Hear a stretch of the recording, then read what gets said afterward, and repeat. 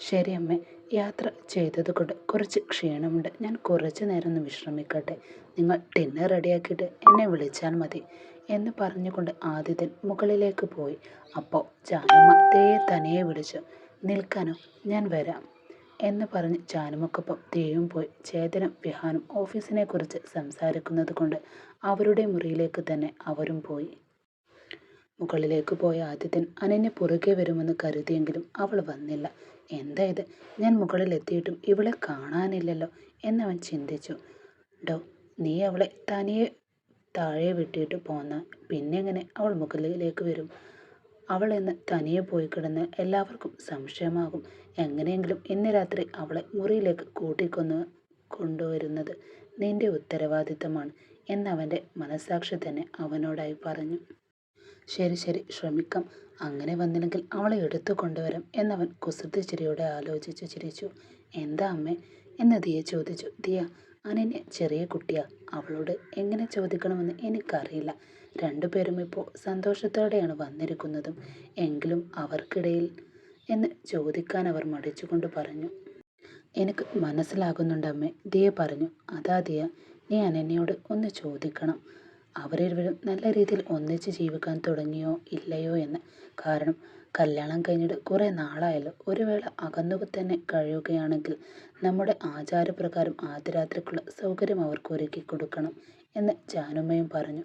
ശരിയമ്മ, ഞാൻ അവളോട് ചോദിക്കാം എന്ന് പറഞ്ഞ് ദിയ ഹാളിലേക്ക് വന്നു. അവിടെ ആരും ഉണ്ടായിരുന്നില്ല. ആ സമയത്ത് അനന്യയുടെ അടുത്തേക്ക് ചെന്ന് അനന്യെ ഇങ്ങോട്ട് വാ എന്ന് വിളിച്ചു. എന്താ ചേച്ചി എന്ന് അവളും തിരികെ അവളോട് ചോദിച്ചു. അകത്തേക്ക് വാ എന്ന് ദിയയും പറഞ്ഞു. എന്താ ചേച്ചി ഇത്ര രഹസ്യമായി നീ എന്നെ വിളിക്കുന്നേ എന്ന് ചോദിച്ചു. അതല്ലടി, നിന്നോട് കുറച്ച് കാര്യങ്ങൾ സംസാരിക്കണം.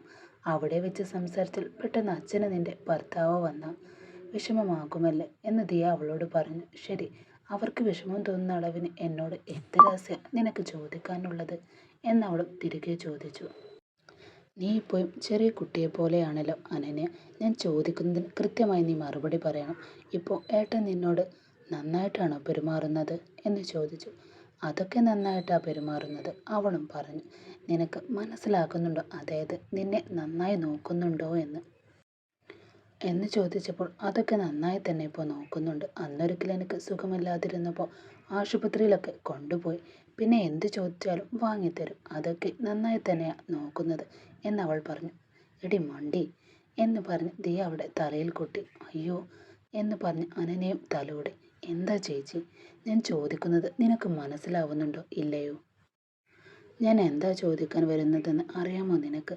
നീയും നിന്റെ ഭർത്താവും ചേർന്ന് ജീവിതം തുടങ്ങിയോ എന്ന്, അതായത് നിങ്ങൾക്കിടയിൽ എന്തെങ്കിലും സംഭവിച്ചോ എന്ന് ചോദിച്ചപ്പോൾ എന്താ നീ ഇങ്ങനെയൊക്കെ ചോദിക്കുന്നത് ചേച്ചി?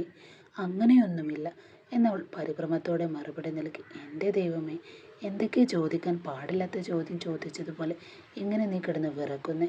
ഇങ്ങോട്ട് നോക്ക്, സത്യം പറഞ്ഞേ, രണ്ടുപേരും ഒരുമിച്ച് ജീവിക്കാൻ തുടങ്ങിയോ ഇല്ലയോ എന്ന് ചോദിച്ചു. ഈ പൊട്ടി ചേച്ചി, അങ്ങനെയൊന്നുമില്ല. അദ്ദേഹം ഒരു മുറിയിൽ, ഞാൻ വേറൊരു മുറിയിൽ, അത്രയേ ഉള്ളൂ. പഠിക്കുന്ന കുട്ടിയോട് എന്തൊക്കെ വർത്തമാനങ്ങൾ പറയുന്നത് എന്ന് അനന്യയും പറഞ്ഞു. അത് തന്നെ എന്നോടും. ശരി തന്നെ, 5 വർഷം ഡോക്ടറാവാൻ പഠിച്ച് തീരുന്നത് വരെ പുള്ളി കാശിയിലോ രാമേശ്വരത്തോ പോകേണ്ടി വരുമല്ലോടി. എടി, ഒന്നും മനസ്സിലാകാതെ മണ്ടത്തരം കാണിക്കാതെ എന്ന് ദിയ അവളെ വഴക്കു പറഞ്ഞു. ഇവിടെ നോക്ക് ചേച്ചി, നിന്നോട് പറയുകയാ, നീ തെറ്റായി വിചാരിക്കരുത്. അദ്ദേഹം എന്നോട് ഫ്രണ്ട്ലിയായിട്ട് പെരുമാറുന്നത് അത്രമാത്രം. അല്ലാതെ നിങ്ങൾ വിചാരിക്കുന്ന പോലെ ഞങ്ങൾ തമ്മിൽ അത്ര അടുപ്പമൊന്നും ആയിട്ടില്ല. എങ്കിലും ഈ വിഷയം അമ്മയോ അച്ഛനോടോ നമ്മുടെ അമ്മയോടോ ഒന്നും നീ പറയരുത്. എന്നോട് നന്നായി സംസാരിക്കുന്നുണ്ട്, നന്നായി എന്നെ നോക്കുന്നുമുണ്ട് എന്നവളും പറഞ്ഞു. മുകളിൽ നിന്ന് ആദിത്യൻ ബഹളം വെച്ചു. ദാ ഏട്ടൻ വിളിക്കാൻ തുടങ്ങി എന്ന് ദിയ പറഞ്ഞു. അതൊന്നുമില്ല എന്ന് ദിയോട് പറഞ്ഞിട്ട് അനന്യ അടുക്കളയിലേക്ക് പോയി.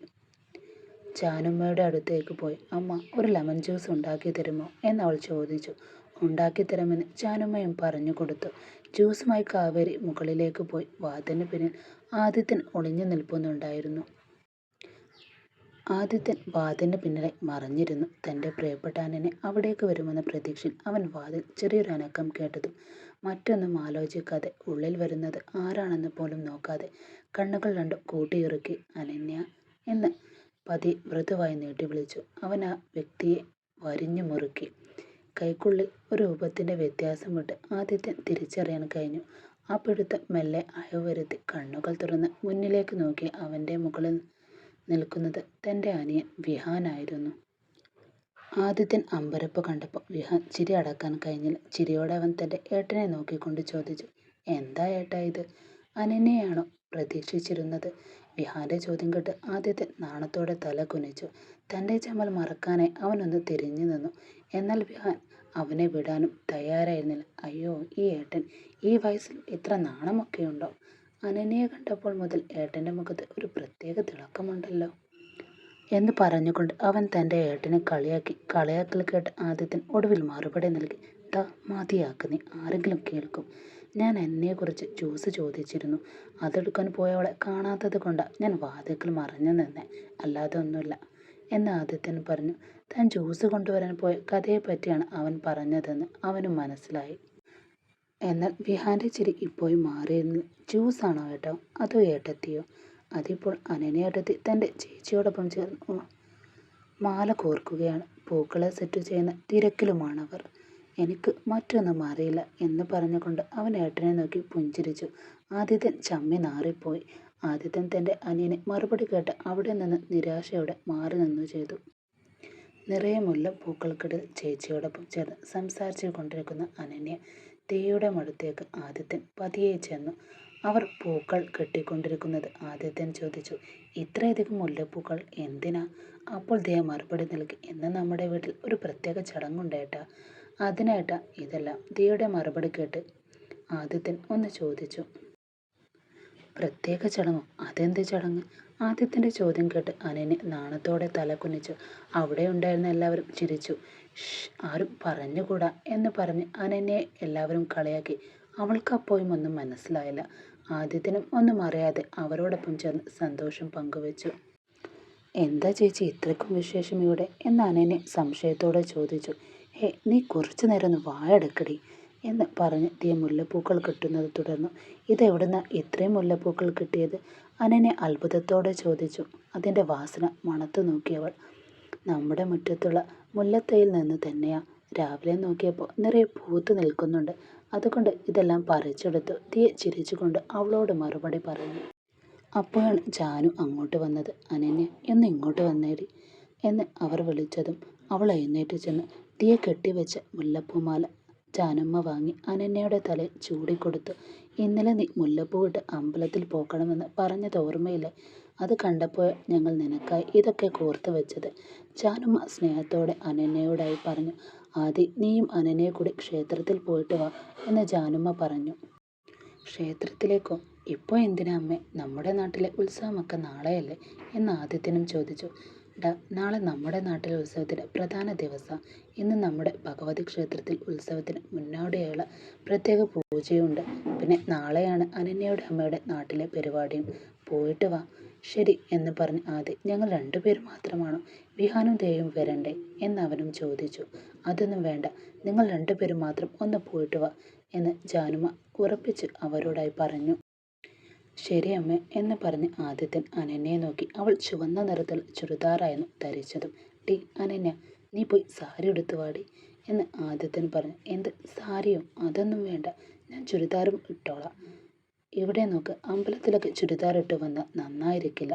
അത് പോരാഞ്ഞ് എൻ്റെ കൂടെ നീ ഇങ്ങനെ നിൽക്കുമ്പോൾ സ്കൂൾ കുട്ടിയെ തട്ടിയെടുത്ത് കൊണ്ടുപോയെന്ന് ആളുകൾ വിചാരിക്കും. അല്ലേ തന്നെ എന്നെപ്പറ്റി പോക്സോ കേസുള്ളതാ. പോയി സാരി എടുക്കടി നീ.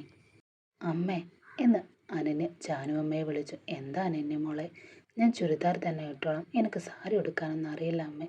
അത് കേട്ട് ജാനുവ ലഘുവായി ചിരിച്ചു. തിയ, നീ അനന്യയെ കൂട്ടിക്കൊണ്ടുപോയി സാരി ഉടുപ്പിച്ച് കൊടുക്കും മോളെ എന്നവർ പറഞ്ഞു.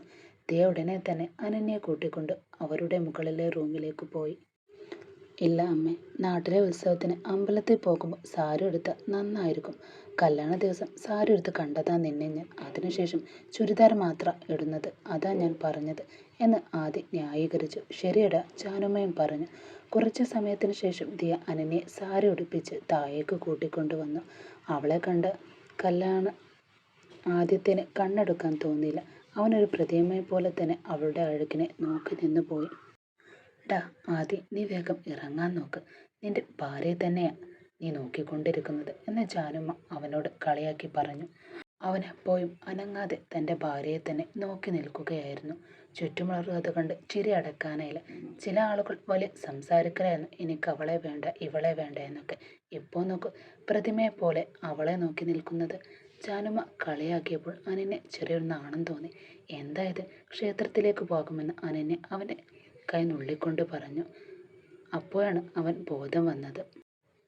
പോകാം പോകാം, വാ വേഗം ഇറങ്ങ് എന്നവൻ 3 തവണ വിറയിലൂടെ പറഞ്ഞു. അവൻ്റെ പരിഭ്രമം കണ്ട് വീണ്ടും എല്ലാവരും ചിരിച്ചു. ശരി അനന്യ, പോയിട്ട് വാ എന്ന് ജാനുമ്മ പറഞ്ഞു. ആദിത്യനും അനന്യയും ക്ഷേത്രത്തിലേക്ക് പുറപ്പെട്ടു. കാറിൽ പോകുമ്പോൾ അവനൊന്നും മിണ്ടാതെ ശാന്തരായി വണ്ടി ഓടിക്കുകയായിരുന്നു.